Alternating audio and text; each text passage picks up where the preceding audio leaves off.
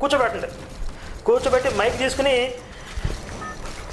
తీసి చదవండి. బైబిల్లో ఉన్న వాక్యాలు తీసి ఇందులో మీకు రెఫరెన్స్లు ఉన్నాయి, తీసి చదివి మైకులో వినిపించండి అందరికీ.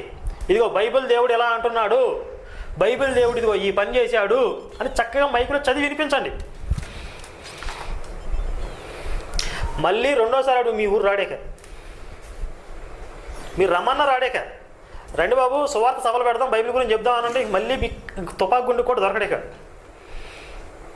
ఎగ్జాంపుల్ ఏంటంటే, మొన్నటిదాకా బైబిల్ గురించి చెప్తుంటే చెప్పనీరా, మా బైబిల్ మేము ప్రచారం చేసుకొనిరా, బైబిల్ గురించి చెప్తే అందరూ మత మార్పిడి అయిపోతారని మీకు భయమా, సత్యాన్ని అడ్డుకుంటారా, అది అని చెప్పి బిల్డప్లు ఇచ్చిన వీళ్ళందరూ కూడా బైబిల్ గురించి మాట్లాడదాం రండి అంటే ఒక్కడు రావట్లా నా దగ్గరికి.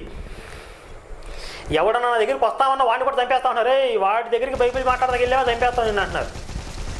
ఎందుకంటే బైబిల్ గురించి నాకు తెలుసు కాబట్టి, బైబిల్లో ఏముందో నాకు తెలుసు.